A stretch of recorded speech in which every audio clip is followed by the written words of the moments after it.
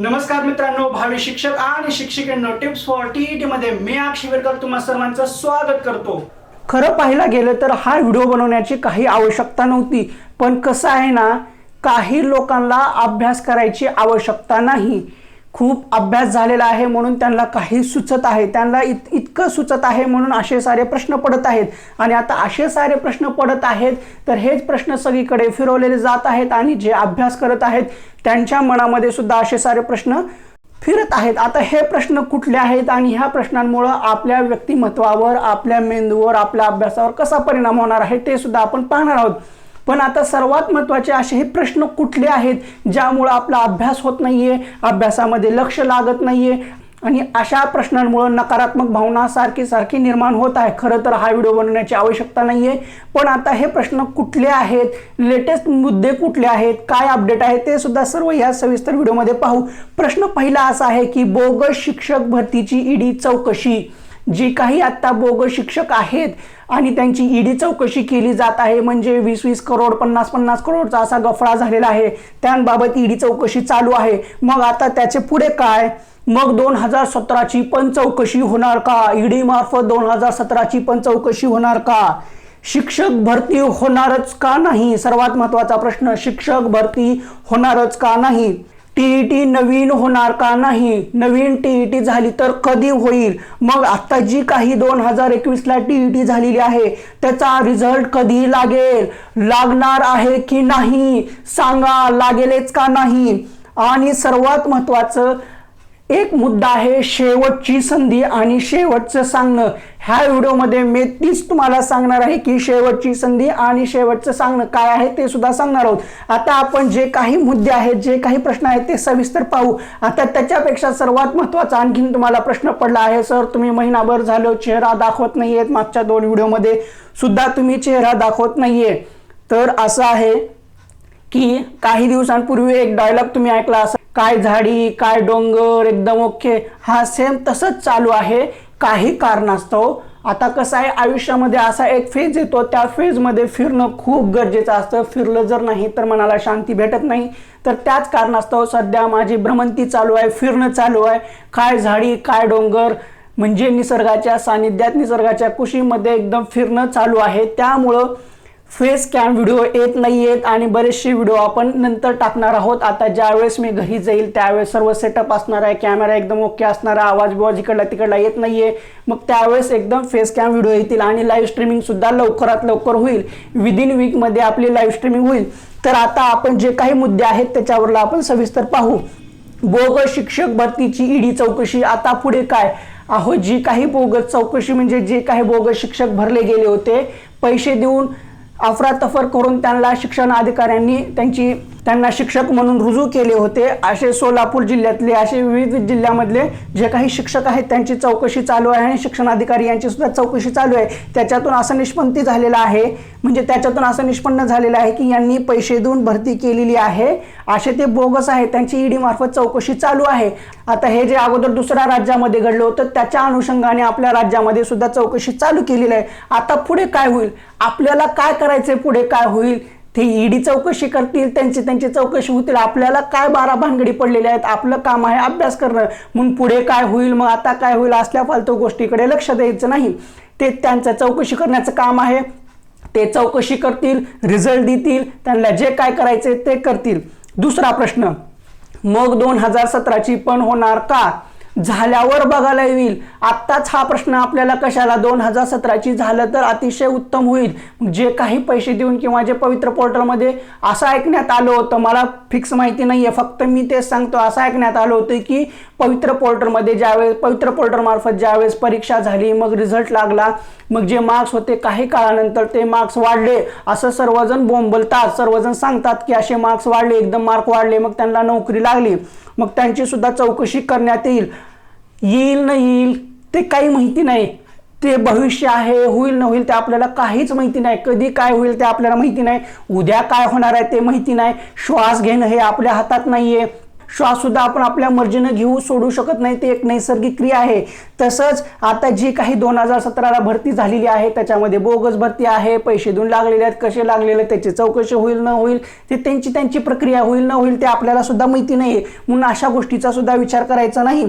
आणि त्याच्यानंतरचा प्रश्न आहे, शिक्षक भरती होणारच का नाही?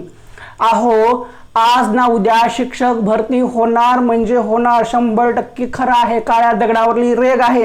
होईल, थोडा वेळ लागेल. आता MPSC घेईल, काही घेईल, ते आपण मागं चर्चा केली, त्या निष्फळ ठरल्या. आता ज्यांना घ्यायचे ती परीक्षा घेणार आहेत. परीक्षा आज ना उद्या होणारच आहे. शिक्षक भरती होणार का नाही हा प्रश्न मनामध्ये येऊ देऊ नका. शिक्षक भरती होणार. एक वेळेस एक गोष्ट लक्षात ठेवा, जी तुम्हाला सोडून गेलेली आहे ती एक वेळेस येणार नाही, पण शिक्षक भरती नक्की होईल. कारण शिक्षक भरती घेणं हे काळाची गरज आहे. 2017 पासून झालेली आहे आणि आता होणारच. आणि आता जी काही सोडून गेलेली आहे म्हणजे 2017ची आपली परीक्षा गेलेली आहे ती जाऊ द्या, आता ती काही परत येणार नाही. म्हणजे आता एखादी मुलगी असेल किंवा एखादा मुलगा असेल तुमच्या जीवनामध्ये असेल, तो तुमच्या लाईफमध्ये आलेला असेल, काही कारणास्तव तो तुम्हाला सोडून गेला तर तो परत येणार नाहीये. तसंच 2017ची जी काही परीक्षा झाली त्याच्यामध्ये तुम्हाला कमी मार्क्स पडले, काय इकडे तिकडे झालं, त्याचा उपयोग आता नाहीये. आता जी परीक्षा येणार आहे त्याच्यामध्ये हे करा, म्हणजे जी सोडून गेलेली व्यक्ती आहे ती परत येणार नाही. म्हणजेच मागची जी परीक्षा झालेली आहे ती सुद्धा आता तुम्हाला तेवढी उपयोगाला येणार नाहीये. आता फक्त जी येणारी शिक्षक भरती आहे त्याच्यामध्ये चांगले मार्क्स मिळवून, चांगला अभ्यास करून, जास्तीत जास्त मार्क्स मिळवून शिक्षक म्हणून रुजू होणं गरजेचं आहे.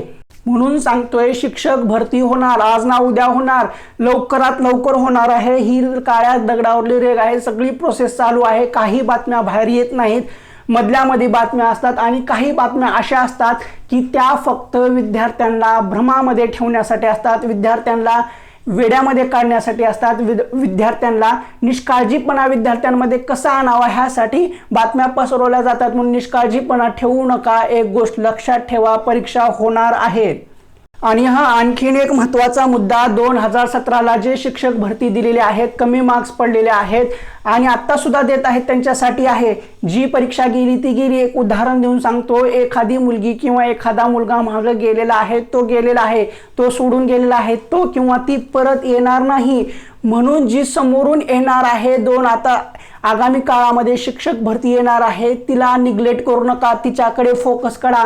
मागच्या व्यक्तीला धरून बसू नका किंवा मागच्याच परीक्षेला धरून बसू नका. होणार आहे, लवकरात लवकर परीक्षा होणार आहे. आणि त्याच्यानंतरचा TET नवीन कधी होणार? अहो, एक गोष्ट लक्षात घ्या, आत्ता जी TET झालेली आहे 2021ला, त्या TETचा आणखीन रिझल्ट लागला नाही. ह्या TETचा रिझल्ट लागला नाही तरच नवीन TETची परीक्षा कशी घेतली जाणार? ह्या TETचा रिझल्ट लागेल, मग नंतर टेट परीक्षा होईल. आता त्या टेट परीक्षेचं कसं चालू आहे ते शासनाला माहिती. त्या नंतरच्या गोष्टी आहेत, या प्रश्नांची उत्तर आपल्याला आत्ताच भेटणार नाहीत. आणि TETचा रिझल्ट कधी लागेल? हो लागेल, हो त्या रिझल्टला लागायचं तेव्हा लागेल.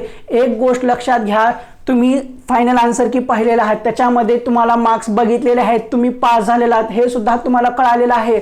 मग आणखीन TETच्या रिझल्टची वाट कशाला बघताय? पास आहात ना, मग सोडा ना, करा अभ्यास, अभ्यासाला लागा.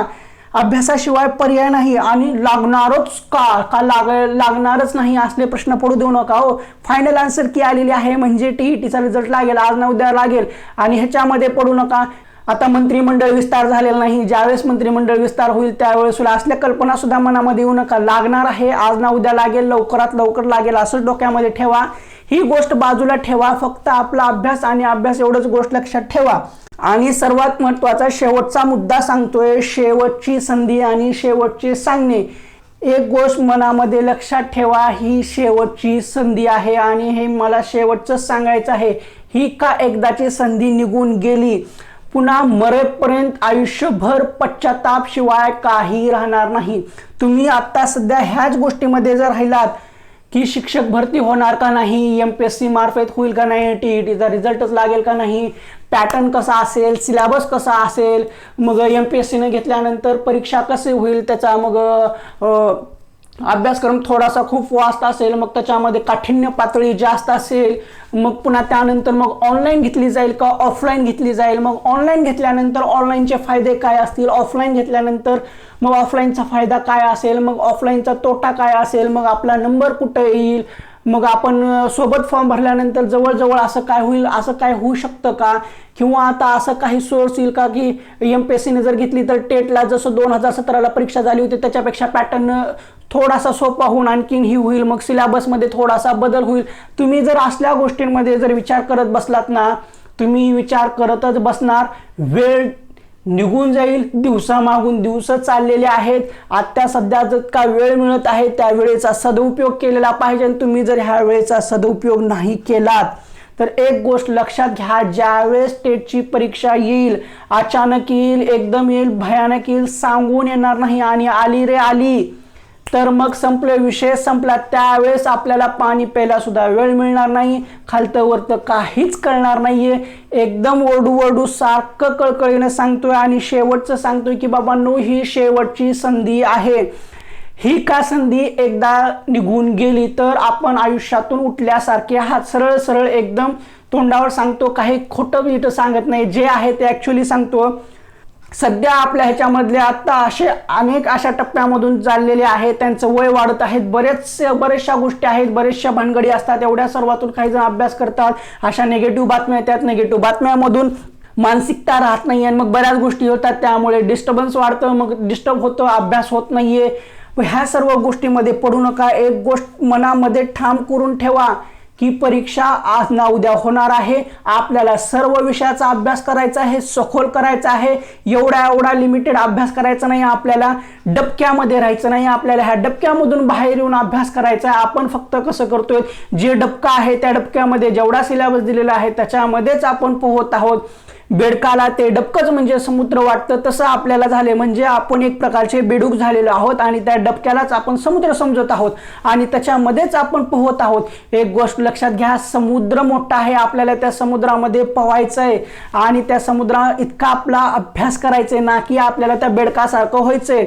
भरपूर अभ्यास करायचे, भरपूर विषय आहेत, 13-14 विषय आहेत आणि जर थोडाफार अभ्यासक्रम बदलला तर एक गोष्ट लक्षात ठेवा, जे DEDला अभ्यासक्रम होता त्याच्यापैकी 30 मार्क सुद्धा परीक्षेला येऊ शकतात. म्हणजे 30 मार्काचा सिलेबस सुद्धा DEDचा आपल्याला टेट परीक्षेला विचारला जाऊ शकतो. म्हणजे जी काही 2008ला आणि 10ला परीक्षेला झाली होती त्याच्यामध्ये सुद्धा DEDचा अभ्यासक्रम समाविष्ट केला होता. तो संपूर्ण अभ्यासक्रम होता. म्हणजे DEDचे जवळजवळ 15-16 पुस्तक होते. आता ते सुद्धा वाचावे लागतील. वेळ आहे, वेळेचा सदुपयोग करा, भरपूर अभ्यास करा. गणित, बुद्धिमत्ता, इतिहास, भूगोल, नागरिकशास्त्र जेवढं वाचता येते तेवढं वाचून घ्या. प्रत्येक विषयाची चांगली प्रॅक्टिस करा आणि आता DEDचे जे पुस्तकं असतात जुने ते सुद्धा वाचून काढा. वेळ आहे, वेळेचा सदुपयोग करा. शेवटचं सांगतोय, ही का संधी गेली रे गेली, पुन्हा आयुष्यात परत संधी येणार नाही. एक गोष्ट लक्षात घ्या, 8ला झाली, 10ला झाली, 10 नंतर डायरेक्ट 17ला झाली. आता 17 नंतर 22ला होईल का 23ला होईल ते सुद्धा माहिती नाहीये, पण होणार आहे. ही गोष्ट काळ्या दगडावरली रेघ आहे.